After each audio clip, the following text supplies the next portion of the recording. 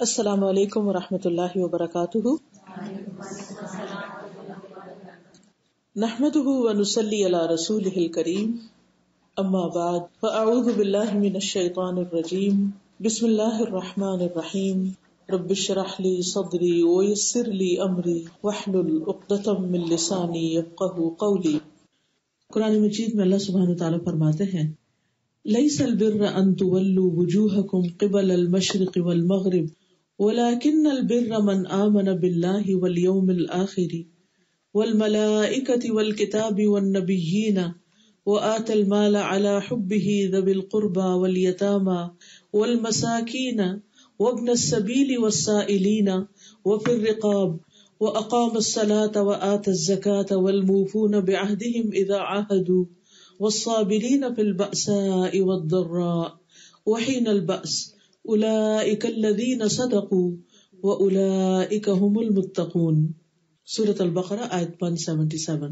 نیکی یہ نہیں کہ تم اپنے چہرے مشرق اور مغرب کی طرف پھیر لو، لیکن دراصل نیکی اس کی ہے جو اللہ اور آخرت کے دن، فرشتوں، کتاب اور انبیاء پر ایمان لائے اور اس کی محبت کے باوجود اپنا مال دے رشتہ داروں، یتیموں، مسکینوں، مسافروں، مانگنے والوں کو اور گردنیں چھڑانے میں، اور نماز قائم کرے اور زکوٰۃ دے، اور جو اپنا عہد پورا کرنے والے ہیں جب عہد کرے، اور خصوصاً جو تنگ دستی اور تکلیف میں اور لڑائی کے وقت صبر کرنے والے. یہی لوگ ہیں جنہوں نے سچ کہا اور یہی بچنے والے متقی ہیں. یہ آیت قرآن مجید کی ان آیات میں سے ہے جو بہت ہی جامع آیات ہیں، جس میں ایک آیت کے اندر یوں سمجھے کہ پورا دین سمو دیا گیا ہے. اس میں ایمان کا ذکر بھی ہے، اس میں عبادات کا ذکر بھی ہے، اور اس میں اچھے اخلاق کا ذکر بھی ہے. یہ ساری چیزیں مل کر انسان کے اندر ایک خاص قسم کی سکینت پیدا کرتی. اللہ سبحانہ و تعالیٰ نے ہمیں پیدا کیا اور اس کو معلوم تھا کہ ہماری ضرورت کیا ہے، ہمیں کیا چاہیے، اور جو بھی چیز ہماری ضرورت کی تھی اس نے ہمیں عطا کی، جس میں ہماری جسمانی ضروریات ہیں، کھانا پینا، لباس، گھر، شادی، بچے. ہماری جذباتی ضروریات ہیں کہ ہمیں اپنے رشتوں سے، دوستوں سے محبت ملے. اس کے ساتھ ساتھ ہماری کچھ روحانی ضروریات بھی ہیں، ہمارے دل کی ضروریات بھی ہیں، اور وہ ضروریات پوری ہوتی ہیں وحی الہی کے ذریعے، اللہ سبحانہ وتعالیٰ کے کلام کے ذریعے، اللہ کی کتاب کے ذریعے، اللہ تعالیٰ کے احکامات کے ذریعے. جب انسان ان کو پڑھتا ہے، سنتا ہے، سمجھتا ہے اور اس کے مطابق اپنی زندگی بسر کرتا ہے. ہر انسان کے اندر اللہ سبحانہ وتعالیٰ نے نیکی کا شوق رکھ دیا ہے. وَأَلْهَمَهَا فُجُورَهَا وَتَقْوَاهَا. جہاں اس کے اندر غلط کاموں کی طرف ایک انکلینیشن، اس کا نفس اس کو مائل کرتا ہے. إِنَّ النَّفْسَ لَأَمَّارَةٌ بِالسُّوءِ. بے شک نفس تو انسان کو برائی پر اکساتا ہی ہے. وہاں دوسری طرف اس کے اندر فطری طور پر نیکی سے محبت اور نیکی کرنے کے بعد ایک خوشی ہوتی ہے. یہ خوشی ہر انسان کو چاہیے ہوتی ہے. اس کے بغیر انسان کی تکمیل نہیں ہوتی، انسان مکمل نہیں ہوتا، انسان کمپلیٹ نہیں ہوتا، اس کو اطمینان اور خوشی نصیب نہیں ہوتی. انسان جتنا چاہے کھا لے، اچھے سے اچھا کھا لے، اچھے سے اچھا پہن لے، کپڑا پہنے، زیور پہنے، اچھے سے اچھا گھر بنا لے، اس کے آس پاس دوستوں کا، رشتہ داروں کا، پیاروں کا ایک بڑا سرکل ہو، لیکن جب تک اس کا تعلق اپنے رب کے ساتھ نہیں، جب تک اس کی محبت اپنے رب کے ساتھ نہیں، اس وقت تک اس کے اندر ایک خلا باقی رہتا ہے، اس کے اندر ایک اطمینان کی کیفیت نہیں آتی. کیونکہ اللہ ہی نے ہمیں پیدا کیا اور سب سے زیادہ اسی کا حق ہے کہ ہم اس کا شکر ادا کریں اور اس کو راضی کریں، اس کو خوش کر دیں. تو جو انسان اپنے محسن، اپنے رب کا شکر گزار ہوتا ہے اور اس کی مرضی کے مطابق اس زندگی کو گزارتا ہے، وہ انسان اطمینان پاتا ہے. خواہ اس کے پاس کھانے کو کچھ بھی نہ ہو یا بہت کم ہو، خواہ اس کے پاس اچھا گھر بھی نہ ہو، خواہ اس کے پاس بہت قیمتی لباس بھی نہ ہو، لیکن اگر اس کے دل کے اندر ایک اطمینان اور تسکین ہے، اس کے اندر نفس مطمئنہ ہے، تو وہ انسان دنیا کا سب سے خوش قسمت ترین انسان. نہ صرف یہ کہ دنیا کا، بلکہ آخرت کے اعتبار سے، ہمیشہ ہمیشہ کی زندگی کے اعتبار سے بھی وہ خوش قسمت ترین انسان ہے. تو ایسے میں ہم سب کو یہ جاننے کی ضرورت ہے کہ ہمارا رب ہم سے کیا چاہتا ہے. اگرچہ ہم سب مسلمان گھرانوں میں پیدا ہوئے ہیں اور بچپن سے ہی ہمیں اچھے برے کی تمیز بتائی گئی ہے، نیکی کے کاموں کے بارے میں بھی بتایا گیا، برائی کے بارے میں بھی بتایا گیا، لیکن انسان بھول جاتا ہے. انسان کو بعض اوقات ایک پش چاہیے ہوتی ہے، ایک یاد دہانی چاہیے ہوتی ہے. تو آج کی یہ مجلس ہم سب کے لیے ایک یاد دہانی ہے، اور اس اعتبار سے میں نے اس ایک آیت کا صرف سلیکشن کیا ہے کہ جو پورے دین کا ایک طرح سے خلاصہ ہے اور ہمیں ان تمام چیزوں کی یاد دہانی کرانے والی ہے جن کو ہماری زندگی میں لازماً ہونا چاہیے. اس آیت میں ہم دیکھتے ہیں کہ سب سے پہلے تو یہ بتا دیا گیا کہ نیکی یہ نہیں، اصل میں نیکی کا ایک کانسیپٹ دیا جا رہا ہے، اسی لیے اس کو آیت بر بھی کہتے ہیں، نیکی والی آیت، جس میں یہ بتایا گیا کہ نیک کون ہوتے ہیں اور نیکی کیا نیکی ہے. تو نیکی یہ نہیں کہ انسان اپنا رخ مشرق کی طرف کر لے یا مغرب کی طرف کر لے یا کسی ایک خاص ڈائریکشن کو فالو کرنا شروع کر دے، بلکہ نیکی اس سے بڑی چیز ہے، اس سے آگے کی چیز ہے. یعنی یہ نیکی مطلوب نہیں کہ انسان کسی ایک خاص ڈائریکشن کی طرف بس رخ کیے ہوئے ہے، اس کا تقاضا ہم سے نہیں کیا گیا، بلکہ اس کے علاوہ کچھ کام ہیں جن کے بارے میں ہم سے مطالبہ کیا گیا ہے، یا جو نیکی کے کام جن کو ہمیں کرنے کی تلقین کی گئی ہے. اصل میں یہ آیت نازل اس وقت ہوئی تھی کہ جب مسلمانوں کو قبلہ تبدیل کرنے کا حکم دیا گیا. پہلے مسلمان جب مکہ میں تھے تو خانہ کعبہ کی طرف منہ کر کے نماز پڑھتے، جب مدینہ میں آئے تو انہیں یہ حکم دیا گیا کہ وہ بیت المقدس کی طرف منہ کر کے نماز پڑھے. تو یہ حکم جو تھا مسلمانوں پر کچھ گراں گزرا. پھر کچھ عرصے کے بعد پھر قبلہ تبدیل کرنے کا حکم دیا گیا تو یہود کو یہ حکم بہت گراں گزرا کہ یہ کیا بات ہے، کبھی ایک طرف رخ کرنے کا حکم ہے، کبھی دوسری طرف. تو حقیقت یہ ہے کہ انسان کے اندر ایک ویکنس ہے کہ وہ چینج کو بہت جلدی ایکسپٹ نہیں کرتا، اس کو وقت لگتا ہے، چاہے وہ اچھائی کی طرف جانے کا ہو یا دوسری طرف جانے کا ہو. تو بہرحال اس چینج کو ایکسپٹ کرنا ان کے لیے مشکل تھا. کبھی ایک طرف ہم رخ کر کے نماز پڑھ رہے ہیں، کبھی دوسری طرف.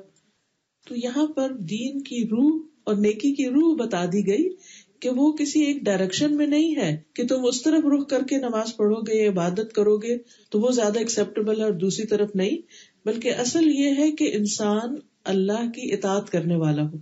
اللہ سبحانہ وتعالیٰ کا جدھر بھی مڑنے کا حکم ہے اسی طرح مڑ جائے. یہ ہے اصل نیکی. یعنی نیکی کی روح کیا ہے؟ نیکی کی روح یہ ہے کہ انسان وہ کام کرے جن سے اس کا رب راضی ہو جائے، جن سے اس کا رب خوش ہو جائے. وہ چاہے اس کی اپنے نفس کے خلاف ہو، چاہے وہ اس کے سوسائٹی اس کو پسند نہ کرتی ہو، چاہے وہ وقت کے فیشن کے خلاف ہو یا کسی بھی انسان کی چوائس یا پسند کے خلاف ہو. لیکن اگر وہ چیز اللہ سبحانہ وتعالیٰ کو پسند ہے اور انسان اس کی رضا اور اس کی خوشی کے لیے کر لیتا ہے تو یہی دراصل اس کی نیکی ہے. تو نیکی کرنے کا جذبہ تو ہے، لیکن بعض اوقات انسان جب ایک خاص کام شروع کر دیتا نا تو اس میں وہ پھر اس کو مزہ آنے لگتا ہے، وہ ایک کمفرٹ زون میں آ جاتا ہے. وہ کہتا ہے اب میرے لیے بس یہی کافی ہے، اور اس سے آگے یا اس سے زیادہ وہ پھر اس کے نفس پہ گراں گزرتا ہے، اس کے لیے مشکل ہو جاتا ہے. تو اس لیے یہاں پر یہ بتا دیا گیا کہ اصل نیکی یہ ہے کہ انسان اپنے مال کو خرچ کرے، رشتہ داروں، یتیموں، مسکینوں، مسافروں، سوال کرنے والوں، غلامی کے پندے میں پھنسنے والوں کی مدد کرے، ان سے حسن سلوک کرے، پھر نماز قائم کرے، زکوٰۃ دے. اور یہاں دلچسپ بات یہ ہے کہ پہلے حقوق العباد کا ذکر ہے اور اس کے بعد حقوق اللہ کا ذکر ہے، اللہ کی عبادت کا، یہ نماز اور زکوٰۃ وغیرہ کا. اور اس کے بعد پھر واپس بات حقوق العباد پہ پلٹ آتی ہے کہ لوگوں سے کیے ہوئے وعدے جو ہیں ان کو پورا کیا جائے، مشکل اوقات میں صبر کیا جائے، مالی پریشانی ہو یا جسمانی تکلیف ہو، کوئی بیماری ہو، اس میں صبر سے کام لیا جائے. تو ایسے ہی لوگ دراصل سچے لوگ ہیں، اور ایسے ہی لوگ دراصل تقوی والے لوگ ہیں جو اللہ سبحانہ وتعالیٰ کو پسند ہے. تو سب سے پہلے ہم احادیث کی روشنی میں دیکھیں گے کہ اسلام میں نیکی کس کو کہا گیا ہے. اس سلسلے میں مسند احمد بن حنبل کی ایک روایت ہے. وابصہ بن معبد کہتے ہیں کہ میں رسول اللہ صلی اللہ علیہ وسلم کے پاس آیا. آپ نے فرمایا تم نیکی کے بارے میں پوچھنے آئے ہو؟ میں نے کہا جی ہاں. آپ نے فرمایا اپنے دل سے پوچھو. نیکی وہ ہے جس سے تمہارا دل مطمئن ہو، جس سے تمہارا نفس مطمئن ہو، اور گناہ وہ ہے جو تمہارے دل میں کھٹکے اور تمہارا سینہ اس کے بارے میں متردد ہو جائے. چاہے لوگ تمہیں فتویٰ دیں اور بار بار فتویٰ دیں کہ نہیں تم کر لو، کچھ نہیں ہوتا، کوئی فرق نہیں پڑتا، لیکن اگر تمہارے اپنے اندر اس کام کو کرنے کے لیے اطمینان نہیں تو اس کو چھوڑ دو. یعنی بہت سی چیزیں ایسی ہوتی ہیں نا کہ جس کے بارے میں ہم کنفیوز ہوتے ہیں یا شک میں پڑے ہوئے ہوتے ہیں، کریں کہ نہ کریں، ایسا کر لیں یا ویسا کر لیں، تو اس میں انسان کبھی ایک طرف راغب ہوتا ہے کبھی دوسری طرف. اس کو اپنی نیت کا بھی کچھ سمجھ میں نہیں آ رہا ہوتا کہ میں کیوں کر رہا ہوں، یہ کیسے کر رہا ہوں. تو پھر انسان کو اپنے اندر جھانک کے پوچھنا چاہیے کہ انصاف والی بات کیا ہے. بہت دفعہ انسان کی زندگی میں ایسے ٹیسٹ آتے ہیں کہ جس میں انسان کے لیے ڈیسیژن مشکل ہوتے ہیں. تو ایسے میں انسان اپنے اندر جھانک کے پوچھے کہ کیا واقعی جو کچھ میں کر رہی ہوں یہ اللہ ہی کی خاطر ہے، اور اگر اس پر مجھے کوئی تعریف نہیں ملتی، کوئی اجر نہیں ملتا، کوئی دیکھنے والا نہیں، تو بھی کیا مجھے اس کو کرنا چاہیے. تو آپ کے اندر کا ضمیر آپ کو بتائے گا کہ ہاں اصل نیکی تو یہی ہے، خواہ وہ دنیا کی نظر میں نیکی نہ بھی ہو یا لوگ اس کو پسند نہ بھی کرتے ہوں. اسی طرح نواس بن سمان سے مروی ہے کہ نبی صلی اللہ علیہ وسلم نے فرمایا نیکی اچھے اخلاق کا نام ہے. یعنی اگر تم نیک بننا چاہتے ہو تو پھر اپنے اخلاق کو درست کر لو. پھر اسی طرح بڑے بڑے کاموں کے علاوہ چھوٹے چھوٹے جو جیسچرز ہیں، چھوٹے چھوٹے کسی کی مدد ہے، وہ کرنا بھی دراصل نیکی کا کام. بعض اوقات ہم سمجھتے ہیں کہ شاید حج کرنا نیکی کا کام ہے یا پھر کسی کی بہت بڑی اماؤنٹ کے ساتھ مدد کر دینا. تو آپ نے فرمایا کسی بھی نیکی کو حقیر نہ سمجھو، اگرچہ کسی کو ایک رسی ہی دو، یہ چھوٹی سی چیز، یا جوتے کا تسمہ ہی کیوں نہ دو، یہ بھی نیکی ہے. یعنی بڑے بڑے کام بھی نیکی اور چھوٹی چھوٹی چیزیں بھی نیکی میں شمار ہوتی ہیں. اسی طرح راستے سے تکلیف دہ چیز ہٹا دینا. آپ کسی کو کچھ نہیں دے رہے، کچھ نہیں کر رہے، لیکن آپ گزر رہے ہیں اور دیکھتے کہ یہ چیز کوئی اس سے گر نہ جائے، کوئی پھسل نہ جائے، آپ اس کو ہٹا دیتے ہیں. ویسے برف ہی ہٹا دیتے ہیں یا کوئی اور چیز ہوتا ہے نا. بعض اوقات یہ کہ کسی ایک شخص کے اوپر کام آ جاتا ہے تو آپ سوچتے ہیں روز مجھے ہی کیوں یہ کام کرنا ہے، کوئی اور کیوں نہیں کرتا. تو اس وقت اگر انسان اپنی یہ نیت کر لے کہ میں دوسروں سے تکلیف کو ہٹا رہا ہوں تو وہ بھی انسان کے لیے نیکی اور اللہ کے یہاں بہت بڑے اجر کی بات ہوگی. پھر اسی طرح مسکرا کے دیکھنا کسی کو جو ہے یہ بھی نیکی ہے. اس میں تو کچھ بھی خرچ نہیں آتا، لیکن اس پر بھی انسان کے لیے اجر لکھ لیا جاتا ہے. اسی طرح آپ نے فرمایا کہ نیکی کے کسی کام کو حقیر نہ سمجھو، اگرچہ تم اپنے بھائی سے حشاش بشاش چہرے کے ساتھ بات کرو، یعنی خوشی کے ساتھ اور ایک ویلکم کرتے ہوئے. ایک انسان لیے دیے رہے، بہت ریزرو رہے، اور یہ کہ انسان کھلے دل کے ساتھ آگے بڑھ کر کسی سے ملاقات کرے تو یہ بھی نیکی کا کام ہے. پھر اسی طرح سلام کرتے رہنا، سلام پھیلانا، اچھی بات کرنا. ایک شخص آئے اور کہنے لگے اللہ کے رسول صلی اللہ علیہ وسلم آپ مجھے کوئی ایسا کام بتا دیں کہ میں جنت میں چلا جاؤں، جنت میں داخل ہو جاؤں. تو آپ نے فرمایا 2 چیزیں مغفرت کو واجب کرتی ہیں، یعنی اگر تم وہ کرو گے تو تمہارے گناہ بخشے جائیں گے، یعنی جنت میں لے جانے والی ہیں. ایک ہے سلام پھیلانا اور دوسرے اچھی بات کرنا، یعنی دوسروں کے ساتھ وہ بات کرو کہ جس سے ان کا دل خوش ہو، ان کو تکلیف دینے والی بات نہ کرو. اور خاص طور پر جب انسان اپنے گھر والوں کے بیچ میں رہتا ہے یا رشتے داروں کے بیچ میں، تو انسان کو ہر ایک کی ویکنیس بھی پتہ چل جاتی ہے کہ کون کس بات کو مائنڈ کرتا ہے، کس کے سامنے کس چیز کا ذکر کیا جائے تو اس کو پسند نہیں آتی. تو ایسی چیزوں کو بھی اوائڈ کرنا چاہیے. جب ہمیں پتا ہے کہ ہم کسی سے کسی خاص چیز کے بارے میں پوچھیں گے، مثلا اگر کسی کے بچے نہیں تو بار بار اس سے یہی سوال کرنا تمہارے بچے کیوں نہیں یا کیا ہوا تمہیں. اب یہ چیز ہو سکتا ہے اس کے لیے کوئی بہت خوشگوار ٹاپک نہ ہو، چاہے آپ کتنی ہی اچھی نیت کے ساتھ یا کتنے ہی ہمدردی کے ساتھ پوچھ رہے ہوں، لیکن جب ایک دفعہ آپ کو معلوم ہو جائے کہ کسی خاص ٹاپک پہ فلاں شخص کے ساتھ بات کرنا اس کو خوش نہیں کرتا، تو ایسی چیزوں سے بھی انسان کو پرہیز کرنا چاہیے. اور تھوڑی دیر کے لیے انسان اگر اپنی زبان روک لے تو کچھ مشکل نہیں ہوتی. اسی طرح اللہ تعالیٰ کی تسبیح کرنا، حمد کرنا، سبحان اللہ، الحمد للہ، اللہ اکبر، یہ چیزیں تو یہ بھی نیکی میں شمار ہوتا ہے، کیونکہ انسان کے صبح ہر جوڑ پر صدقہ واجب ہو جاتا ہے. یعنی ہر صبح جب سورج نکلتا ہے تو ہمارا پورا جسم جو ہے مقروض ہوتا ہے، تو اس میں سے ہر جوڑ کا صدقہ دینا ہوتا ہے. جیسے یہ انگلی کا چھوٹا سا جوڑ ہے یا کانوں کی ہڈیوں میں چھوٹی چھوٹی چیزیں ہیں، تو تقریباً 360 جوڑ ہیں، اور ان میں سے ہر جوڑ کا صدقہ کیا ہے؟ سبحان اللہ، الحمد للہ، اللہ اکبر، لا الہ الا اللہ، یہ سب کیا ہے؟ صدقہ ہے. اسی طرح نیکی کی بات کسی کو بتانا، برائی سے روکنا، یہ بھی صدقہ ہے. اور 2 رکعت نماز اشراق یا چاشت، جو بھی انسان سورج نکلنے کے بعد 15 منٹ کے بعد سے لے کے زور کی نماز تک، یعنی زوال تک اگر درمیان میں 2 رکعت بھی پڑھ لیتا ہے تو پورے جسم کا صدقہ اس کا ادا ہو جاتا ہے. اور جب انسان اپنے جسم کا صدقہ دیتا رہتا ہے اچھے کاموں کے ساتھ، ضروری ہے کہ صرف مال سے دے. ہمارا ایک کانسیپٹ ہے کہ خاص قسم کا بکرا ذبح کر کے یہ کچھ، تو وہ بھی اچھی بات ہے، لیکن اگر وہ میسر نہیں اور یہ دوسرے آسان کام ہمارا دین ہمیں بتاتا ہے تو یہ بھی نیکی شمار ہوتا ہے اور صدقہ ادا ہو جاتا ہے. اسی طرح آپ نے فرمایا کہ تمہارا اپنے بھائی کے ڈول میں پانی ڈال دینا. جیسے کنویں سے پانی لوگ نکالتے تھے، تو اب نکالا ہے آپ نے اپنے لیے، اور اتنے میں کوئی بچہ آ جاتا ہے، کوئی خاتون آ جاتی ہے اور ان کے لیے پانی کھینچنا مشکل ہے، تو آپ نکال کے ان کے اس میں ڈال دیتے ہیں، تو یہ بھی آپ کے لیے صدقہ لکھا جاتا ہے. اسی طرح اگر گھر میں آپ کسی کو جگ سے پانی ڈال کے دے دیتے ہیں یا ویسے پانی پلا دیتے ہیں تو بھی بہترین صدقہ ہے. تاکہ ایک گھونٹ پانی بھی کسی کو پلانا جو ہے وہ بھی صدقہ شمار ہوتا ہے. یعنی اگر زیادہ نہیں بھی تو بات کا ہم کہتے ہیں تو تھوڑا سا ہے، اس سے کیا فائدہ، چلو شرم کے مارے نہیں دیتے، لیکن وہ بھی کسی کو دے دینا نیکی شمار ہوتا ہے. اسی طرح کسی کو سواری پہ سوار کرا دینا، کسی کا سامان اٹھا لینا، خاص طور پر اگر کوئی بیمار ہو یا کوئی بوڑھا ہو، تو یہ ساری چیزیں صرف اس سے تعریف یا شکریہ لینے کے لیے نہیں بلکہ اللہ سبحانہ وتعالیٰ کی رضا کے لیے یہ ساری چیزیں نیکی میں شمار ہوتی ہیں. اسی طرح کسی کو راستہ بتا دینا، راستہ دکھا دینا. پھر اسی طرح کسی ایسے شخص کو جو خوف اور تنہائی محسوس کرے، اس کو انس دینا، اس کا حال چال پوچھ لینا.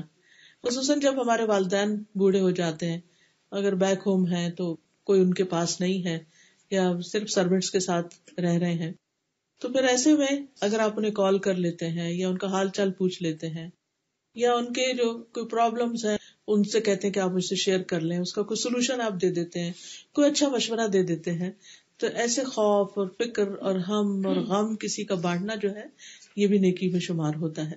اسی طرح اپنے شر سے دوسرے کو بچانا، یعنی صرف زبان کے نہیں، ہر طرح کے، کہ کسی کو دھکا نہ دے انسان، کسی کو پش نہ کرے، کسی کو کسی بھی طرح کی تکلیف نہ دے. تو ان احادیث سے یہ پتہ چلتا ہے کہ ہمارے دین میں نیکی جو ہے اس کا کانسیپٹ جو ہے وہ بہت وسیع ہے. عام روز مرہ کے چھوٹے چھوٹے کام، لوگوں کے ساتھ جو برتاؤ ہم کرتے ہیں، لین دین جو کرتے ہیں، اس میں دوسروں کو سہولت دینا، آسانی دینا، ان کی مدد کر دینا، ان کو خوش کر دینا، یہ ساری چیزیں نیکی میں شمار ہوتی ہیں. تو نیکی صرف یہ نہیں کہ تم اس بات پہ پریشان ہو رہے ہو کہ قبلہ مشرق ایک طرف سے دوسری طرف کیوں، بیت المقدس سے خانہ کعبہ یا خانہ کعبہ سے بیت المقدس میں تبدیلی کیوں ہو گئی. یہ بھی دراصل مسلمانوں کی ایک تربیت تھی کہ اس موقع پر بھلا دیکھتے ہیں کہ ری ایکشن کیا ہوتا ہے. تو ایسی تربیت جب انسان کی ہو جاتی ہے تو باقی چیزوں میں بھی اس کے لیے آسانی ہو جاتی.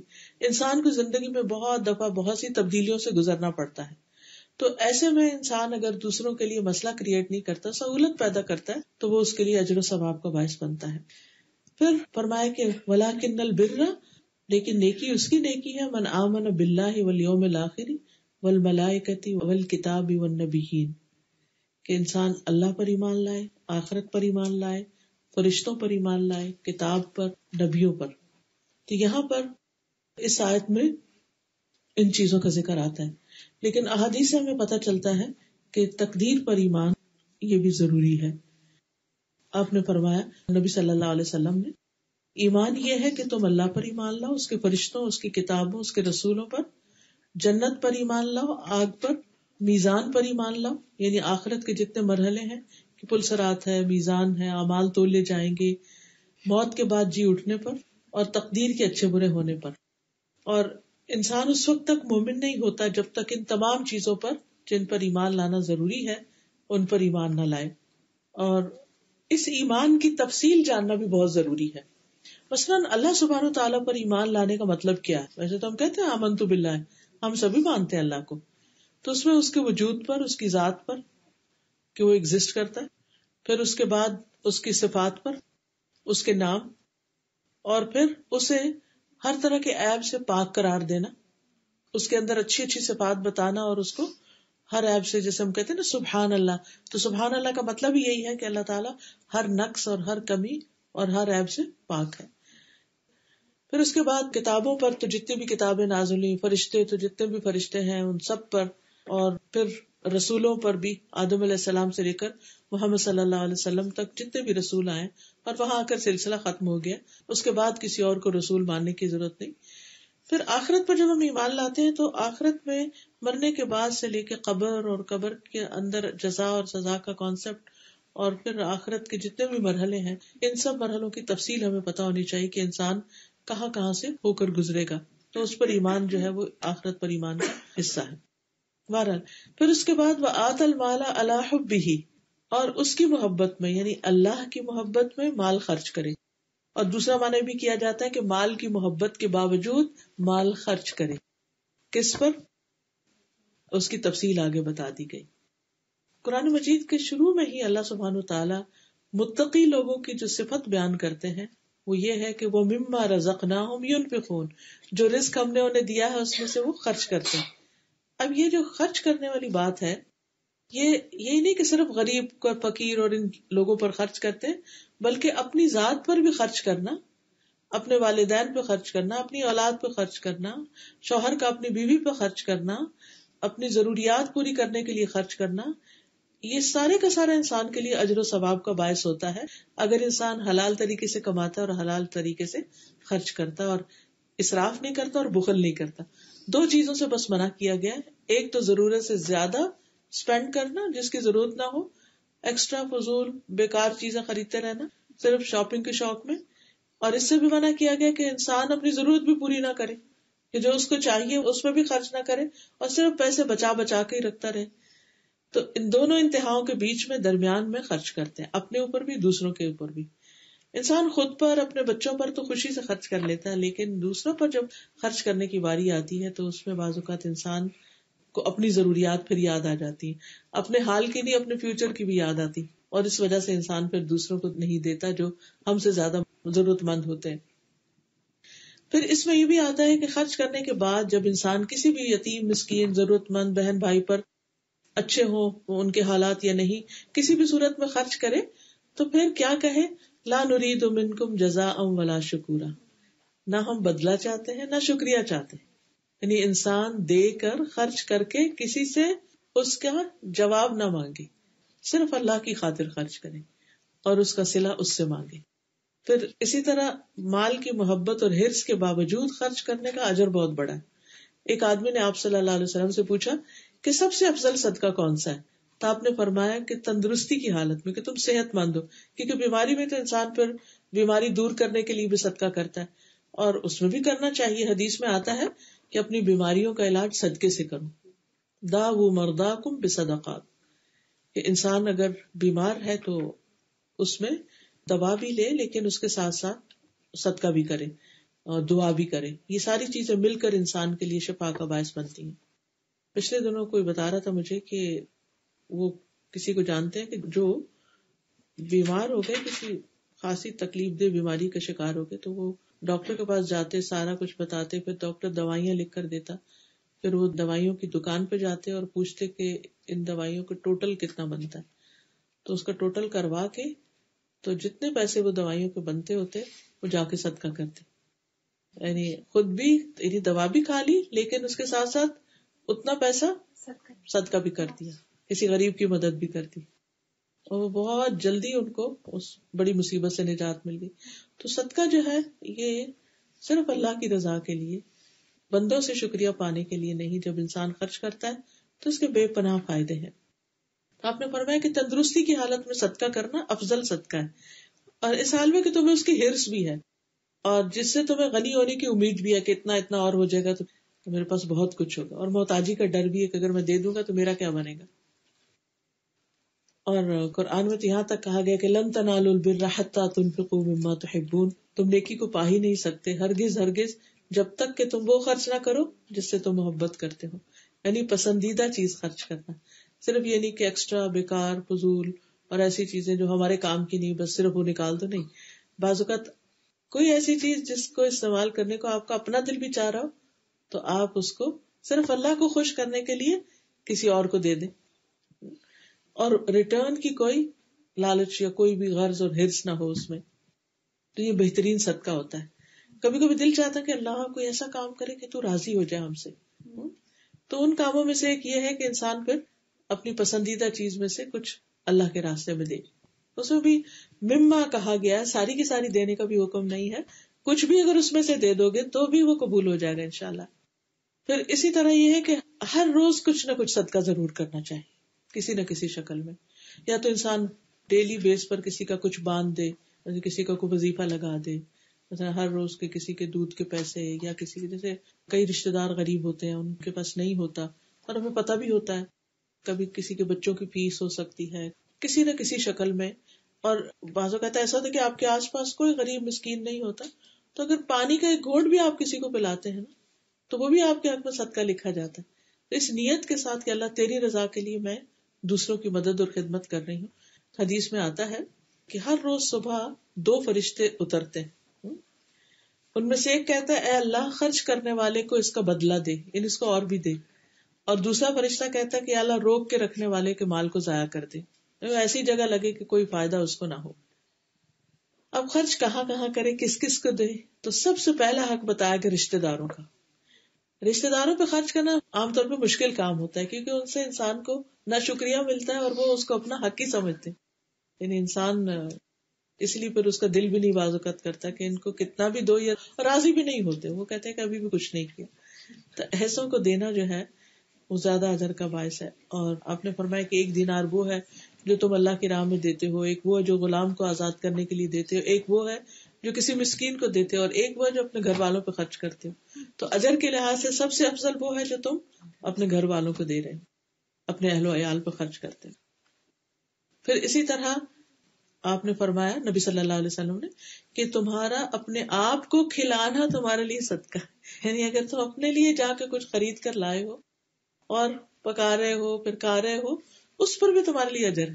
کیونکہ انسان یہ نیت رکھتا ہے نا کہ میری صحت اچھی ہو تو میں بندوں کی بھی خدمت کروں، اللہ کی بھی اچھی طرح عبادت کروں. تو ہمارے دین میں ہر ایفرٹ جو اچھی نیت کے ساتھ کی جاتی ہے اس پر انسان کو ریوارڈ ملتا ہے اور وہ اس کی عبادت بن جاتی ہے، چاہے وہ دنیاوی ضروریات ہی کیوں نہ پوری کرنی ہو. رسول اللہ صلی اللہ علیہ وسلم نے فرمایا جب کوئی شخص اپنے گھر والوں پہ خرچ کرتا ہے اور اس پر ثواب کی نیت رکھتا ہے تو وہ خرچ کرنا بھی اس کے لیے صدقہ ہے. ایک حدیث میں آتا ہے کہ آپ نے فرمایا جب آدمی اپنی بیوی کو پانی پلاتا ہے تو اسے اجر دیا جاتا ہے. تو ارباز بن ساریہ کہتے ہیں کہ یہ حدیث سن کر میں اٹھا اور بیوی کو پانی پلایا اور اسے یہ حدیث بھی سنائی کہ میں اس لیے کر رہا ہوں. تو اب دیکھیے کہ یہ ہمارا دین دراصل ہمارے اپنے ہی گھریلو تعلقات کو خوشگوار کرنے کے لیے کتنا مددگار ہے. اصل میں ہوتا یہ ہے کہ کام وہی ہوتا ہے جو ہم نے کرنے بھی ہوتے ہیں، لیکن ہم بوجھل قدموں سے کر رہے ہوتے ہیں. کون اٹھے دے، اب پھر پانی بھرے، یعنی وہ دل میں ایک تنگی سی جو آ جاتی ہے نا، وہ ایسی احادیث وہ تنگی دور کر دیتی. کرنا تو ہے ہی، ہلکے دل کے ساتھ خوشی کے ساتھ کرتے رہیں اور کوئی جواباً ہمارے لیے نہ بھی کرے. کیونکہ بعض اوقات ایسا ہوتا ہے نا، آپ کسی کے لیے اتنا کرتے ہیں اور وہ ایک دن شکریہ بھی نہیں کہتا، ایک دن جواب بھی کچھ آپ کے لیے نہیں کرتا، تو پھر انسان سوچتے کہ ایسے لوگوں کے ساتھ پھر انسان ان کے ساتھ کچھ بھی نہ کرے تو بہتر. نہیں، جب اللہ کے لیے کرنا ہے تو اس کا اجر کئی گنا زیادہ ہی بڑھ جائے گا بنسبت اس کے. آپ نے فرمایا سب سے افضل وہ صدقہ ہے جو اس رشتے دار پہ کیا جائے جو پوشیدہ دشمنی رکھتا ہے، نہیں دل میں تم سے حسد رکھتا ہے یا تمہیں پسند ہی نہیں کرتا، تم سے کبھی خوشی نہیں ہوتا، تو اس کو دینا تمہارے لیے زیادہ اجر کا باعث. کیونکہ دیتے رہو کبھی تو اس کا دل موم ہو ہی جائے گا، کبھی تو وہ بغض اور نفرت دور ہو ہی جائے گی، کبھی تو غلط فہمیاں دور ہو ہی جائیں گی. اور یہ احسان کرنا جو ہے وہ بالآخر انسانوں کے ذہن کو تبدیل کر ہی دیتا ہے. آخر کتنے دن کوئی ہم سے کھچ کے رہے گا؟ اگر ہم خیر کرتے رہیں گے تو اس کا دل بھی مائل ہو ہی جائے گا. دوسرا جو خرچ کرنے کی خاص جگہ ہے وہ یتیم ہے، آرفنز. قرآن مجید میں بھی آتا ہے کہ یسألونک ماذا ینفقون، آپ سے پوچھتے ہیں کہ کیا خرچ کریں. قل ما انفقتم من خیر فللوالدین والاقربین والیتامى، آپ ان سے کہہ دیجئے کہ جو تم خرچ کرو تو اپنے والدین پر اور رشتہ داروں پر اور یتیموں پر اور مسکینوں پر. والدین کا ذکر خاص طور پر کیوں کیا گیا؟ آپ میں سے جو لوگ بھی اسٹیج پر آ چکے ہیں کہ ایک طرف والدین بھی زندہ ہیں اور دوسری طرف بچے بھی بڑے ہو رہے ہیں، تو اپنے دل سے پوچھئے کہ کس پر خرچ کرتے ہوئے آپ خوشی سے اور محبت اور چاہت سے خرچ کرتے ہیں، یا جب کوئی چیز پاس آتی ہے تو پہلا خیال کس کا آتا ہے، یہ کس کو دے کر آپ کو بہت خوشی ہوتی ہے، یہ کس کے لیے اس کو جمع کر لیتے ہیں، کس کے لیے رکھتے ہیں؟ تو عموماً اولاد ہی ہوتی ہے، اولادی کی طرف دھیان جاتا ہے. ماں باپ کی طرف دھیان ویسے ہی کم جاتا ہے کیونکہ ساری زندگی ہم لینے کے عادی ہو جاتے ہیں نا، تو وہ لگتا ہے کہ شاید ان کو دینے کی ضرورت بھی نہیں، ان کے پاس تو آلریڈی بہت کچھ ہے. بھلے ان کے پاس سبھی کچھ ہو، پھر بھی کچھ نہ کچھ ان کے ساتھ کرتے رہنا جو ہے یہ بر الوالدین میں آتا ہے، نیکی میں آتا ہے. اور والدین کے ساتھ نیکی ان نیکیوں میں سے ہے جس کا صلہ انسان کو دنیا میں بھی ملتا ہے، جس کا ریوارڈ جلدی آتا ہے. یعنی انسان کو اگر کوئی پریشانی ہے، کوئی تکلیف ہے اس کی زندگی میں، تو سب سے پہلے والدین کا دل خوش کرنے کی کوشش کرے، خواہ وہ ایک فون کال ہو، خواہ ان کے لیے کوئی گفٹ بھیجنا ہو، خواہ کسی اور کو بھجوانا ہو، جاؤ ان کے پاس بیٹھو ان کی مدد کرو، یا کسی بھی اعتبار سے. پھر یہ ہے کہ یتیم کی پرورش خواہ اپنے گھر میں رکھ کے کی جائے یا اس کا کوئی وظیفہ باندھ دیا جائے. آپ نے فرمایا اپنے یا کسی دوسرے کے یتیم بچے کی پرورش کرنے والا میں اور وہ جنت میں اس طرح ہوں گے بشرطے کہ وہ اللہ سے ڈرتا ہو. یعنی بالکل یہ جیسے دو انگلیاں شہادت کی اور درمیانی انگلی کو آپ نے ساتھ ملا کے بتایا کہ اس کو جنت میں اعلیٰ ترین مقام ہوگا، قریب ہوگا میرے. اب آپ دیکھیے کہ یتیموں کی پرورش وہ عورت بھی کرتی ہے جس کا شوہر فوت ہو جاتا ہے اور چھوٹے چھوٹے بچوں کو پالتی ہے. تو اسی لیے حدیث میں آیا ہے کہ اپنا یتیم کون سا؟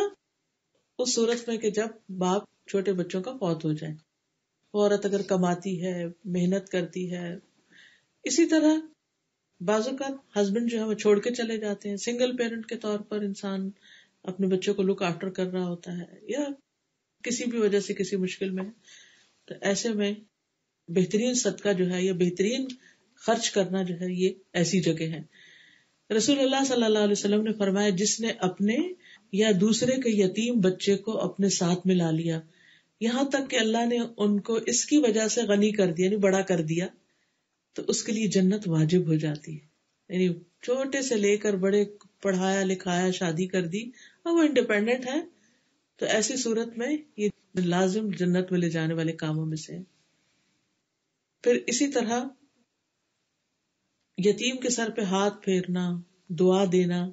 یعنی بعض اوقات آپ مال خرچ نہیں کر سکتے یا آپ کے پاس اتنا نہیں ہوتا، تو بھی ان سے محبت کا سلوک کرنا، ان کی کیئر کرنا، یہ بہت فائدہ مند ہے. پھر نیکی کیا ہے؟ مساکین کے ساتھ اچھا سلوک کرنا. مسکین کون ہوتا ہے؟ مسکین وہ شخص ہوتا ہے جس کے پاس اپنی ضروریات، بیسک نیڈز پوری کرنے کے لیے انف نہ ہو. جیسے کھانا تو 2 وقت کے کھانے کے محتاج ہیں، کپڑا نہیں ہے یا گھر نہیں ہے، ٹھکانا نہیں ہے، کوئی ضروری نہیں کہ آپ ان کو کوئی مینشن بنوا کر دیں، لیکن چلے ان کا منتھلی رینٹ ہی پے کرنے کا کچھ کر دیں، کچھ رشتے دار مل جل کے کر دیں. بعض اوقات باقی بہن بھائیوں کے پاس ہوتا ہے، کسی ایک بہن بھائی کے پاس نہیں ہوتا تو ان کی مدد کرنا. اسی طرح اگر بچوں کی ایجوکیشن کے لیے ان کے پاس نہیں ہے تو ان کی فیس وغیرہ کا بندوبست کرنا. یعنی ہمیں معلوم ہے کہ بھائی کی آمدنی بس اتنی ہے کہ جس سے گھر کا گزارا چلتا ہے، بچے پڑھ نہیں سکتے اس میں، لیکن آپ کے پاس ایکسٹرا ہے تو بہتر ہے کہ پہلے ان کو دیا جائے، وہ زیادہ اجر و ثواب کو باعث. اسی طرح مسکین سے محبت بھی کرنا. عموماً ہماری محبتیں کس سے ہوتی ہیں کہ جن کے پاس بیٹھ کے ہمارا دل خوش ہوتا ہے یا جن سے ہمیں کوئی فائدہ پہنچے یا ہمیں وہ اچھے لگتے ہوں یا کسی بھی طرح جو قریب ہو.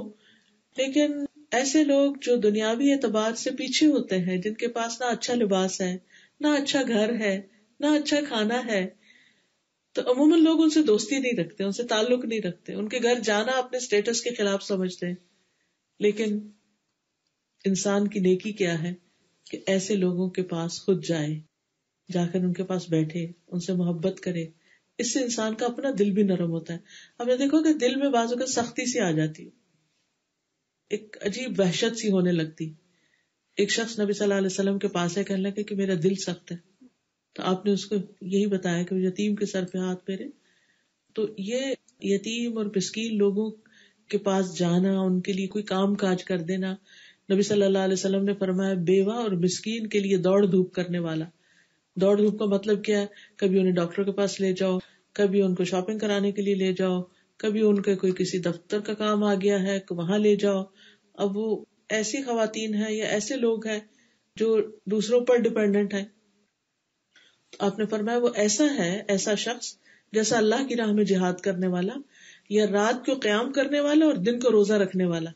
یہ نیکیاں بڑی مشکل ہوتی ہیں نا، انسان کے اپنے کام ختم نہیں ہوتے اتنے میں آپ کو ایک کال آ جاتی ہے ذرا فلاں میرا کام ہے مجھے لے جائیں.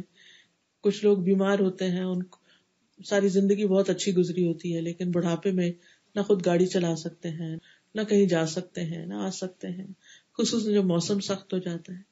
تو ایسے میں ایسے لوگوں کے کام کر دینا، ان کا خیال رکھنا، ان کے بارے میں سوچنا کہ ان کو ضرورت ہو سکتی ہے ہماری، یہ ساری چیزیں نیکی میں شمار ہوتی ہیں.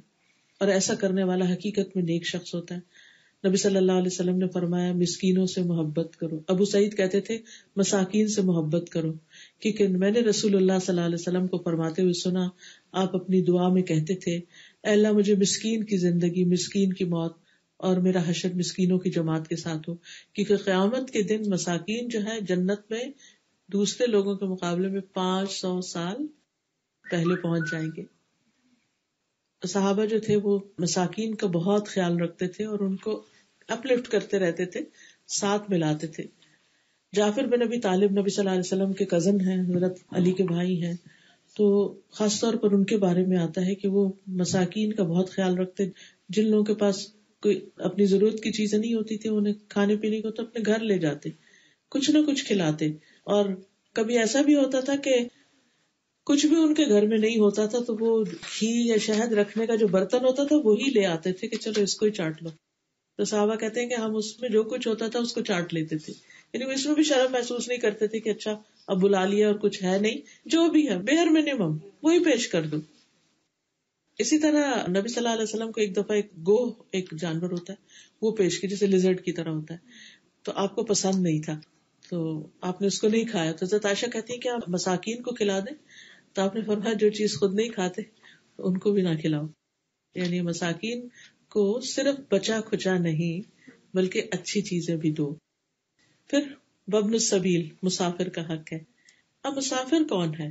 مسافر ایک تو وہ شخص ہے کہ جو کہیں بھی ٹریول کر رہا ہے، امیر ہے یا غریب ہے، لیکن راستے میں اچانک بیمار ہو گیا ہے یا اس کا سب کچھ لٹ گیا، کھو گیا ہے، یہ راستہ کھو گیا، بھول گیا. کیونکہ ضروری نہیں کہ ہر شخص ہائی ویز پہ ہی سفر کرنے والا ہو، بعض اوقات آؤٹسکرٹس میں بھی نکل جاتے ہیں، ایسے علاقے بھی ہوتے ہیں جہاں گاڑیاں نہیں جاتی ہیں، گھوڑے خچروں پر بھی آج تک وہاں پر لوگ ٹریول کرتے ہیں پہاڑی علاقوں میں.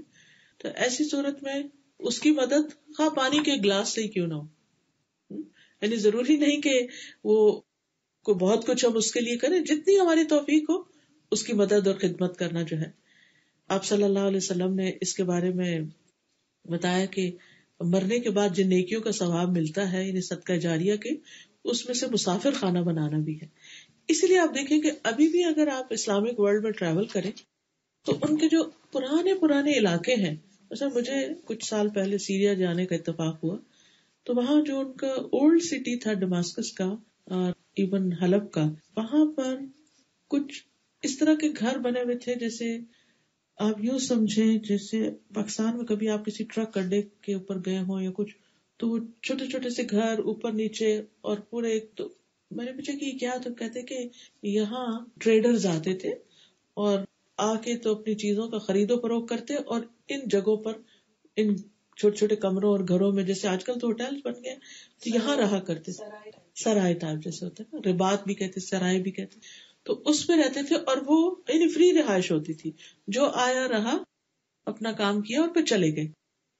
تو مسافروں کا خیال رکھنا جو ہے یہ ہمیشہ سے ہمارے کلچر کا ایک حصہ رہا ہے، اور اس کا اجر جو ہے وہ مرنے کے بعد بھی انسان کو ملتا رہتا ہے. اسی طرح یہ ہے کہ اگر کوئی شخص مسافر کی ضرورت کو پورا نہیں کرتا جبکہ اس کے پاس استطاعت ہو، تو ایسا شخص جو ہے اللہ تعالیٰ قیامت کے دن اس سے بات نہیں کرے گا، اس سے سخت ناراض ہوگا.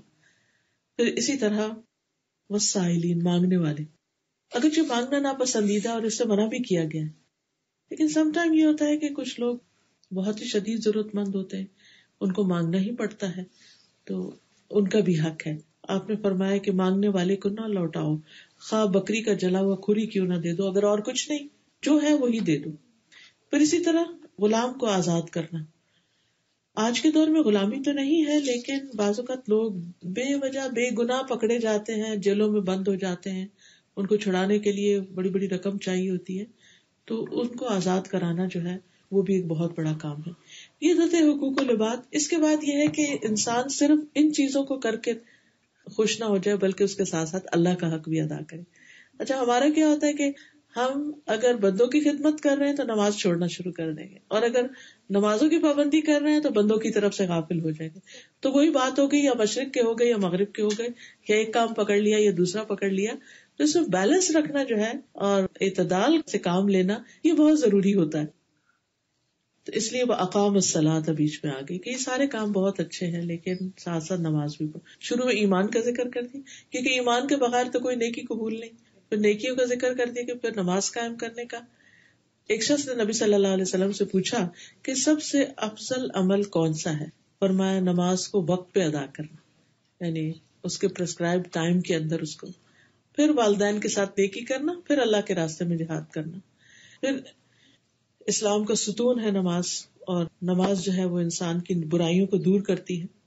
اللہ سبحانہ وتعالی روزانہ 2 بار فرشتوں سے بندوں کی نمازوں کی خبر لیتے. قیامت کے دن تو پوچھیں گے، لیکن دنیا میں بھی دن کے 2 اوقات میں فرشتوں سے پوچھتے ہیں کہ میرے بندوں کو کس حال میں پایا. ابو ہریرہ کہتے ہیں، بخاری کی روایت ہے کہ رسول اللہ صلی اللہ علیہ وسلم نے فرمایا تمہارے پاس دن اور رات میں فرشتے باری باری آتے ہیں. وہ نماز فجر اور نماز عصر میں اکٹھے ہوتے ہیں، یعنی دن کی ڈیوٹی دینے والے عصر کے وقت جب جانے لگتے ہیں تو عصر کی نماز تک رکے رہتے ہیں، اور نئی ڈیوٹی والے بھی آ جاتے ہیں، تو یہ دونوں وہاں پر اکٹھے ہوتے ہیں. پھر ایک شفٹ اپنی پوری کر کے چلے جاتے ہیں اور دوسرے پر صبح کے وقت تبدیلی ہوتی ہے. فرمایا کہ جو فرشتے رات کو تمہارے پاس رہے، جب وہ آسمان پہ جاتے ہیں تو اللہ تعالیٰ ان سے پوچھتا ہے، حالانکہ وہ بندوں کے حال سے خود بھی خوب واقف ہے. وہ پوچھتا ہے کہ تم نے میرے بندوں کو کس حال میں چھوڑا؟ وہ کہتے ہیں ہم نے اس حال میں چھوڑا کہ وہ نماز پڑھ رہے تھے، اور اس حال میں پہنچے کہ وہ نماز پڑھ رہے تھے. تو دن رات مومن بندے کی گواہیاں اللہ کے پاس جاتی رہتی ہیں کہ وہ نماز ادا کر رہے تھے. رسول اللہ صلی اللہ علیہ وسلم نے فرمایا اللہ تعالیٰ نے اپنے بندوں پر 5 نمازیں فرض کی ہیں. جو شخص انہیں اس طرح ادا کرے گا کہ ان میں سے کسی چیز کو ضائع نہ کرے اور ان کا حق معمولی نہ سمجھے کہ اگر قضا ہو گئی یا کچھ تو کوئی بات نہیں، اس کو معمولی نہ سمجھے تو اللہ کا وعدہ کہ اسے جنت میں داخل کرے گا. اور جو انہیں اس طرح ادا نہ کرے تو اللہ کا کوئی وعدہ نہیں، چاہے سزا دے چاہے معاف کر دے، پھر یہ اس کے اپنے اوپر ہے. اور یہ بھی ہم سب کو معلوم ہے کہ قیامت کے دن پہلا سوال نماز کے بارے میں ہوگا. اگر یہ درست ہوئی تو باقی چیزیں ٹھیک ہو جائیں گی، اگر اس میں خرابی ہے تو باقی سارے اعمال میں بھی بگاڑ آ جائے گی. اور یہ حقیقت ہے کہ اگر نماز کا انسان ادا کرنے کا پابند ہو جائے تو باقی زندگی میں بہت اعتدال آ جاتا ہے، کیونکہ خود بخود ٹائم مینجمنٹ بھی آ جاتی ہے.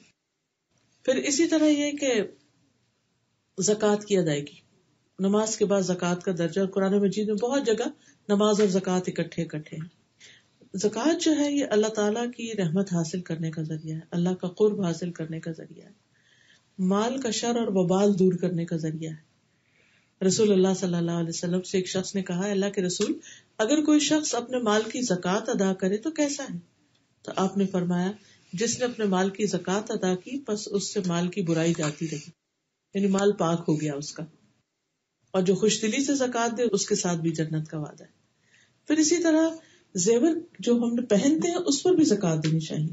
اس سلسلے میں ایک سنن نبی داؤد کی روایت ہے، حضرت عائشہ کہتی ہیں کہ ایک دن رسول اللہ صلی اللہ علیہ وسلم میرے پاس آئے اور میں نے ہاتھوں میں چاندی کی موٹی موٹی انگوٹھیاں پہنی ہوئی تھی. آپ نے پوچھا عائشہ یہ کیا ہے؟ میں نے عرض کیا اللہ کے رسول میں نے اس لیے بنوائی ہیں تاکہ آپ کے لیے زیب و زینت اختیار کروں. آپ نے فرمایا کیا تم اس کی زکوٰۃ ادا کرتی؟ میں نے کہا نہیں، یا جو اللہ نے چاہا وہ کہا. تو آپ نے فرمایا تمہیں جہنم میں لے جانے کے لیے یہی کافی، یعنی اگر تم اس زکوٰۃ کو ادا نہ کرو. تو اس لیے بہت کیئرفل ہونا چاہیے. ہم یہ کہتے رہتے کہ تو سسرال کا زیور ہے، ہم تو کماتے نہیں، ہم اس میں سے کیا دیں؟ نہیں، اسی زیور میں سے نکالنا ضروری ہے. اسی طرح اگر خود کما کے کچھ خریدا ہے تو اس میں سے بھی زکوٰۃ دینے کی. بس صرف یہ کہ سال گزرنا ضروری ہے اور 7.5 تولے سونا اور 52 تولے چاندی جو ہے وہ ہونی چاہیے، تب زکوٰۃ عائد ہوتی ہے، یا اس کے ایکویلنٹ اگر کرنسی ہو انسان کے پاس. پھر نماز زکوٰۃ کا ذکر کرنے کے بعد وعدوں کی پابندی کی بات کی گئی کہ اپنے وعدے پورے کرتے ہیں. اصل میں یہ کہ وعدہ جو ہے وہ اس کے بارے میں قیامت کے دن سوال کیا جائے گا. وَأَوْفُوا بِالْعَهْدِ إِنَّ الْعَهْدَ كَانَ مَسْئُولًا. عہد کی پابندی کرو کیونکہ اس کے بارے میں پوچھا جائے گا. نبی صلی اللہ علیہ وسلم ہر خطبے میں فرماتے تھے اس میں ایمان ہی نہیں جس میں امانت نہیں، اور اس کا دین ہی نہیں جو وعدہ نہیں پورا کرتا. اور وعدہ شکنی جو ہے یہ فاسقوں کی علامت ہے جیسے قرآن مجید میں بتایا گیا، اور منافقین کی علامت ہے. کمٹمنٹس کو نبھانا، اپنے وعدے کو پورا کرنا یہ مومن کی شان ہے. اور آخر میں جو چیز ہمیں بتائی گئی وہ ہے صبر. صبر کب؟ فی البأساء والضراء، مصیبت میں، تنگی میں، تکلیف میں، یعنی مشکل حالات میں. اصل میں اللہ تعالیٰ نے ہمیں دنیا میں امتحان کے لیے بھیجا، ہمیں ٹیسٹ کیا جا رہا ہے، اور اللہ تعالیٰ نے خود ہی بتا دیا کہ تمہیں مختلف طرح سے آزماؤں گا میں. وَلَنَبْلُوَنَّكُمْ بِشَيْءٍ مِّنَ الْخَوْفِ وَالْجُوعِ وَنَقْصٍ مِّنَ الْأَمْوَالِ وَالْأَنفُسِ وَالثَّمَرَاتِ وَبَشِّرِ الصَّابِرِينَ الَّذِينَ إِذَا أَصَابَتْهُمْ مُصِيبَةٌ قَالُوا إِنَّا لِلَّهِ وَإِنَّا إِلَيْهِ راجعون. ہم ضرور تمہیں آزمائیں گے خوف میں سے، بھوک میں سے، جان، مال اور پھلوں کی کمی میں سے. یعنی کبھی کوئی فوت ہو سکتا ہے، کبھی کوئی بیمار ہو سکتا ہے، کبھی لگی ہوئی کھیتی ساری برباد ہو سکتی ہے، اور اسی طرح باقی نقصان بھی، خوف ہو سکتی ہے، کچھ کھانے کو نہیں ہو سکتا، جاب جا سکتی ہے، کچھ بھی ہو سکتا ہے. تو ایسے میں بشر الصابرین، صبر کرنے والوں کو خوشخبری دے دو. الذین اذا اصابتهم مصیبۃ قالوا انا للہ وانا الیہ راجعون. جب انہیں کوئی مصیبت آتی ہے تو کہتے ہیں ہم اللہ کے لیے اور اللہ ہی کی طرف جانے والے. اگر کوئی چیز ہم سے کھو گئی تو ہم بھی تو جانے والے. تو بہرحال مومن وہ ہوتا ہے جو ان آزمائشوں کے وقت، تکلیفوں کے وقت صبر کرتا ہے. اور صبر کیا ہے؟ اللہ سے گلہ شکوہ نہ کرنا، اور چیخو پکار نہ کرنا، اور کوئی ایسی حرکت نہ کرنا کہ جو اللہ تعالیٰ کو پسند نہیں. نبی صلی اللہ علیہ وسلم نے فرمایا مومن کے متعلق اللہ کی تقدیر اور فیصلے پہ مجھے تعجب ہوتا ہے. اگر اسے کوئی بھلائی حاصل ہوتی ہے تو اپنے رب کی تعریف کرتا ہے، شکر ادا کرتا ہے. کوئی مصیبت آتی ہے تو اپنے رب کی تعریف کرتا ہے اور صبر کرتا ہے. یعنی تکلیف میں بھی پھر رب سے راضی رہتا ہے. یہ ہے صبر. صبر کے 2 درجے ہوتے ہیں اور اجر بھی ان کے مطابق ہے. ایک درجہ یہ ہے کہ جب کوئی تکلیف آئے تو انسان اس پر خاموشی اختیار کر لے، شکایت نہ کرے. دوسرا یہ کہ تکلیف آئے، شکایت بھی نہیں کرے اور اللہ سے راضی بھی رہے. یہ اعلیٰ ترین درجہ ہے، یہ مقربین کا درجہ ہے کہ انسان تکلیف کے وقت میں ہائے ہائے نہ کرے اور گلے شکوے نہ کرے، بلکہ کہے کہ اللہ کی رضا پہ راضی ہے. اور جس کو یہ ملے اسے سب سے بڑی نعمت مل گئی. اور قرآن مجید میں آتا ہے وبشر الصابرین، صبر کرنے والوں کو خوشخبری دے دیجیے. اور پھر صبر کرنے والوں کا اجر بے حساب، ان لمیٹڈ. اور یہ بھی یاد رکھنا چاہیے کہ انسان کو مدد صبر کے ساتھ ہی ملتی ہے. اللہ تعالیٰ صبر والوں سے محبت کرتا ہے، واللہ یحب الصابرین. اجر جو ہے جنت ہے. سلام علیکم بما صبرتم فنعم عقبی الدار. اب یہاں 2 جگہوں پر خاص طور پر اس آیت میں بتایا گیا، بأسا اور ضراء. اور اس میں مالی پریشانیاں بھی آتی اور جسمانی بیماری اور تکلیف بھی آتی. یعنی چاہے مال سے پریشانی ہو، باہر سے پریشانی ہو، یا اندر کی پریشانی. ایسا کرنے والے اولئک الذین صدقوا، یہ سچے لوگ ہیں، یعنی اپنے ایمان میں سچے ہیں، جنہوں نے کہا کہ اللہ ہمارا رب ہے، ہم اللہ پر ایمان رکھتے ہیں، ہم مسلمان ہیں. یہ اپنے اسلام میں سچے ہیں، اپنے دین میں سچے ہیں. وَأُولَٰئِكَ هُمُ الْمُتَّقُونَ، اور یہی متقی لوگ ہیں. وہ متقی وہی ہوتا ہے نا جو نیکی کرتا ہے اور گناہ سے بچتا ہے اور پھر نتیجتاً عذاب سے بچ جاتا ہے. تو تقوی جو ہے اس کا تقوی ہے جو یہ سارے کام کرتا ہے. خلاصہ یہ ہے آخر میں یہ جو ساری بات ہمیں بتائی گئی اول سے آخر تک، وہ یہ ہے کہ انسان اپنی زندگی میں اعتدال کے ساتھ اچھے طریقے سے اللہ کی عبادت بھی کرے اور بندوں کے حقوق بھی ادا کرے اور اچھے اخلاق کو اپنائے اور نیکیوں میں دوڑتا چلا جائے. کیونکہ جو کچھ ہم یہاں کریں گے کل قیامت کے دن وہی ہمارے سامنے آئے گا، وہی ہمیں ملے گا. آپ یوں سمجھیے کہ اس وقت ہم محنت کر کے کام کر کے اپنے لیے آخرت کے بینک میں بہت کچھ ڈپازٹ کرا رہے ہیں. جتنا کچھ بھی ڈپازٹ کرا ہے وہی کل آپ کو واپس ریٹرن ملے گا. ہمیں سے ہر ایک کو دیکھنا چاہیے کہ وہ کل کے لیے کیا کر رہا ہے اور کیا جمع کروا رہا ہے، کیونکہ جو اس وقت ہمارے پاس دنیا میں ہے وہ سب تو جانے ہی والا ہے، اور باقی وہ ہے جو اللہ کے پاس ہے آخرت میں. تو اللہ تعالیٰ سے دعا ہے کہ اللہ تعالیٰ ہمیں یہ صفات عطا کرے اور ہم سے راضی ہو جائے. کچھ مختصر سی دعا کر لیتے ہیں. یہ دعائیں بھی وہ ہیں جن میں نیکی کا سوال کیا گیا ہے کہ اللہ نیکی کی توفیق عطا فرمائے. سبحان اللہ والحمد للہ ولا الہ الا اللہ واللہ اکبر ولا حول ولا قوة الا باللہ العلی العظیم. اللہم صلی علی محمد وعلی آل محمد کما صلیت علی ابراہیم وعلی آل ابراہیم انک حمید مجید. اللہم بارک علی محمد وعلی آل محمد کما بارکت علی ابراہیم وعلی آل ابراہیم انک حمید مجید. ربنا آتنا فی الدنیا حسنۃ وفی الآخرۃ حسنۃ وقنا عذاب النار. ربنا اننا سمعنا منادیا ینادی للایمان ان آمنوا بربکم فآمنا. ربنا فاغفر لنا ذنوبنا وکفر عنا سیئاتنا وتوفنا مع الابرار. اللهم انی اسألک فعل الخیرات وترک المنکرات وحب المساکین وان تغفر لی وترحمنی واذا اردت فتنة فی قوم فتوفنی غیر مفتون واسألک حبک وحب من یحبک وحب عمل یقربنا الی حبک. یا حی یا قیوم برحمتک استغیث لا الہ الا انت سبحانک انی کنت من الظالمین. اللہم انی اسألک من الخیر کلہ عاجلہ وآجلہ ما علمت منہ وما لم اعلم واعوذ بک من الشر کلہ عاجلہ وآجلہ ما علمت منہ وما لم اعلم. لا الہ الا انت سبحانک انی کنت من الظالمین. لا حول ولا قوة الا باللہ العلی العظیم. یا اللہ پاک ہم سب پر اپنی رحمت نازل فرما اور ہم نے جو پڑھا سنا ہے ہمیں اس پر عمل کی توفیق عطا فرما اور ہمارے نفع مند علم میں اضافہ فرما. یا اللہ تو ہمارے گناہ معاف کر دے. یا اللہ جو ہم میں سے فوت ہو چکے ہیں ان کے گناہوں کو بھی معاف فرما دے. یا اللہ ہمارے والدین پر اپنی رحمت فرما. یا حی یا قیوم برحمتک استغیث. یا اللہ ہمیں ہر حاسد کے حسد اور ہر شریر کے شر سے محفوظ رکھ. یا اللہ پاک جتنی بہنیں آئی ہیں اللہ ان کی دعائیں قبول فرما. اس گھر پر اپنی رحمت اور خیر و برکت نازل فرما. ان کو دنیا اور آخرت کی نعمتوں سے مالا مال فرما دے. ربنا تقبل منا انک انت السمیع العلیم وتب علینا انک انت التواب الرحیم. وصلی اللہ تعالی علی خیر خلقہ محمد وعلی آلہ واصحابہ واہل بیتہ اجمعین برحمتک یا ارحم الراحمین. الہی آمین.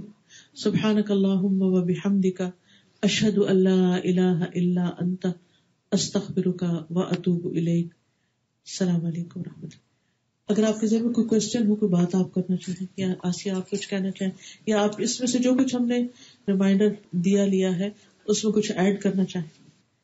میں سوچ رہی تھی کہ اسپیشلی اس سوسائٹی میں، اس کمیونٹی میں سوشل ورک کا اتنا زیادہ کانسیپٹ ہے یہاں پہ یوتھ میں، اینڈ بہت زیادہ لوگ سوشل ورک کر رہے ہیں، ہاسپٹل وزٹ کر رہے ہیں، پریزنٹ وزٹ کر رہے ہیں، لیکن واٹس مسنگ آؤٹ از دا عبادات. جیسا سادہ نے بتایا بیلنس کرنا بہت ضروری ہے، اینڈ دیٹس دا پرائیورٹی. عبادات فرسٹ اینڈ دین حقوق عباد ساتھ ساتھ چلے گا، لیکن پہلے تو بس مجھے اس کا ریمائنڈر تھا اپنے لیے بھی. میں اپنے بچوں کو بھی کہتی ہوں کہ ڈو ناٹ فورگیٹ یور عبادت، you are first before anyone comes. اصل میں عبادت ہمیں اسٹرانگ کرتی ہے بندوں کی مدد اور خدمت پر. صرف آپ سے ہی پوچھنا تھا کہ چارج کی نماز کا ٹائم کیا؟ سورج نکلنے کے 15 منٹ بعد سے شروع ہو کر ظہر کی نماز یعنی زوال سے 15 منٹ پہلے تک، جو 11:15 کر لیں 12 کر لیں، آج کل 12:30 ہو رہا ہے. تو اس میں 2 رکعت چاہے اول وقت میں پڑھے چاہے درمیان میں چاہے آخر میں. جب شروع میں پڑھتے ہیں تو اس کو ہم اشراق بولتے ہیں. جب ہم ذرا دھوپ بہت چڑھ جاتی ہے تو اس کو پھر چاش بولتے ہیں، یہ دوحہ. لیکن دونوں ہوتے ایک ہی جیسے کہ وہ صدقہ نماز ایک ہی ہے، صدقہ اس میں سے نکل جاتا ہے، چاہے آپ جلدی پڑھ لیں چاہے دیر سے پڑھیں. تیار. میں نے یہ پوچھنا تھا کہ نماز وقت پر ادا کرنی چاہیے، لیکن جیسے ہم شاپنگ کے لیے نکلے ہوئے ہیں تو مالز میں میوزک لگا ہوا تو ہم گاڑی میں جا کے اپنی نماز ادا کر سکتے ہیں. مال میں اگر کسی ایک طرف کر رہے ہیں اس سے کوئی فرق نہیں پڑتا کہ باہر کیا ہو رہا ہے، یعنی ہاں پڑھ سکتے ہیں. گاڑی میں نماز نہیں ہوتی کیونکہ فرض جو ہے وہ کھڑے ہو کے پڑھنا چاہیے، پڑھنا کھڑے ہو کے. کھڑے ہو کر پڑھنا. وہاں پہ مال میں قبلے کا پتہ نہیں ہوتا ہے. آج کل آئی فون جو ہوتا ہے نا اس میں اگر آپ وہ ایپ ڈال لیں نمازوں کے اوقات والی تو اس میں قبلے کا رخ ہر جگہ پتہ چل جاتا ہے. اور اگر نہیں ہے فرض کیجیے موبائل نہیں ہے میرے پاس، اندازے سے پھر پڑھ لیجیے، پھر اندازے سے پڑھ لیجیے. لیکن کھڑے ہو کے پڑھنی ہے. جی کھڑے ہو کر، شروع میں مطلب بیٹھ کے بہت جگہ پڑھنی نہیں بیٹھ کے اللہ والا قیام جو ہے جی جی جب نہیں معلوم تو اور بات ہے، لیکن قیام جو ہے وہ فرض ہے. قیام قیام. مگر کسی کو تکلیف ہے گھٹنوں میں تو کھڑا رہ کے جی وہ تو معذور میں آ جاتا ہے نا، اس کو تو اجازت ہے. جی. اور اس کے لیے ضروری نہیں کہ کسی ٹیبل پہ سجدہ کرے، بس اشارے سے پڑھنا کافی ہے. اور اس میں بھی اگر کھڑے ہو کے قیام کر سکتے ہیں اور رکوع اور سجدہ بیٹھ کے کر سکتے ہیں تو بھی ٹھیک ہے. یعنی جتنی کھڑے ہو سکتے ہیں اتنی ہی کھڑا ہو کے کر لیں. جی. کچھ لوگ چلتی گاڑی میں بھی نماز پڑھتے ہیں. نفل تو پڑھ سکتے ہیں، فرض کے لیے روکنا لازم. لیکن اس میں بھی قبلے کا تعین کر جی قبلے کا تعین بھی نیت ضروری کرتے ہے. ہیں. جی ہاں، اللہ یہ کہ کوئی ایسی جگہ پھنس گئے ٹریفک میں، اب نہ آگے کے نہ آپ کے ہاتھ میں نہیں. کبھی کبھی آپ کو کوئی ایکسیڈنٹ نظر آ جاتا ہے، وہ آپ کسی ایسی جگہ سٹک ہو جاتے ہیں کہ آپ کی نماز جا رہی ہے. اس صورت میں بہتر یہ ہے کہ آپ پھر جدھر بھی منہ ہے اور جہاں بھی بیٹھے ہیں پھر آپ پڑھ لیں. لیکن جہاں ہمارے اختیار میں ہو تو پھر ہم پانی کی اگر اویلیبلٹی نہیں ہے پھر تو تیمم کر لیں. جی پھر تیمم کر لیں. جی اگر ہم اگر کہیں جا رہے ہیں اور ہمارے کو معلوم کہ ہماری نماز مس ہو جائے گی تو کیا ہم پہلے پڑھ سکتے ہیں؟ اگر تو آؤٹ آف دا سٹی جا رہے ہیں، دور کا سفر ہے، پھر تو گھر سے پڑھ کے جا سکتے ہیں. ظہر اور عصر ملا سکتے ہیں، مغرب اور عشاء ملا سکتے ہیں، فجر اکیلے ہی پڑھنی ہوتی ہے. ٹھیک. لیکن اگر شہر کے اندر ہے تو پھر کہیں بھی آپ جہاں ہے وہیں پڑھ لیں. السلام علیکم ورحمۃ اللہ. وعلیکم السلام. مجھے یہ کنفیوژن ہوتا ہے کہ جب کہتے ہیں کہ جب ہم مالس میں جائیں ہم لوگوں کے سامنے پڑھیں، سب لوگ ہم مرد جو چل رہے ہیں سب دیکھ رہے ہیں کہ عورت سجدہ کر رہی ہے، اٹھ رہی ہے وتھ آل دا ارکان ایوری تھنگ، تو وہ کافی مجھے سب بہت لوگ کہتے ہیں کہ how is that appropriate to pray in the mall when all the men non محرمز are passing by and they are looking at you. So اس میں یہ کہ انسان بالکل راستے میں نہیں پڑے، جیسے کوئی تھوڑا کارنر ہو تو کوئی اکا دکا اگر گزر گیا ہے ابل تو لوگ دیکھتے نہیں، اور اگر کوئی دیکھے بھی تو اس کو یہ پتہ چلے گا کہ یہ بھی عبادت کا ایک طریقہ ہے. جی بالکل کوئی حرج نہیں، بالکل کچھ نہیں ہوتا. جی نو ہیزیٹیشن، بلکہ یہ دعویٰ کرنے کا ایک بہترین طریقہ ہے جو میں سمجھتی ہوں اس میں بڑی حکمت ہے. اللہ تعالیٰ نے اگر ہم پہ نماز فرض کی ہے اور وقت کی پابندی کے ساتھ کی ہے تو اس کی کوئی وجہ ہے، تاکہ ہم ہر جگہ اس بات کو ثابت کریں کہ ہم اللہ ہی کے بندے ہیں. ہم کہیں بھی ہیں، چاہے گھر پہ ہیں، چاہے گھر سے باہر ہیں، چاہے سفر میں ہیں. I remember praying at a furniture shop. تو میں جب پڑھ کے اٹھی تو وہ آدمی کہنے لگا کہ did you pray for me؟ تو اجازت دی پڑھنے کی then he's asking me as well.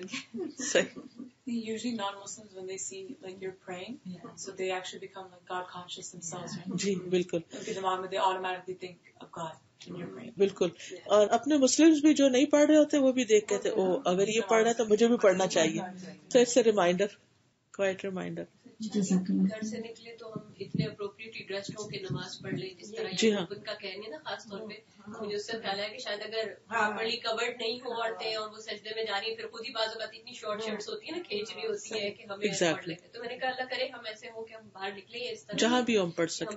Even though we are covered, we are still like, people say that how you are praying and when everybody's looking at you when you are doing. نہیں آپ دیکھیے کہ ویسے بھی تو ہم کچھ سامان اٹھانے کے لیے جھک رہے ہوتے ہیں، کچھ رکھ رہے ہوتے ہیں، گاڑی پہ چڑھ رہے ہوتے ہیں، تو کچھ نہ کچھ تو ایکسپوز ہو ہی جاتا ہے نا. تو اللہ کے آگے اگر جھک رہے تو کیا ہو. ادھر تو پھر آسانی ہے، لوگ پہ ٹینشن نہیں. جی ہاں اتنا وہ کوئی بادر نہیں کرتا. اور استاذہ زکوٰۃ کے لیے عورت کو خود اپنی پے کرنی چاہیے زکوٰۃ، یا اگر ہسبینڈ ادا کر دے تو ادا تو ہو جاتی ہے، لیکن اگر وہ نہیں کرتا تو پھر خود ہی کرنی ہوگی. لیکن احسن کیا ہے، یعنی اگر دونوں صورتیں ٹھیک ہے، دونوں صورتیں ٹھیک ہے، اس کو بھی اجر مل جائے گا اور آپ کا بھی فرض ادا ہو جائے.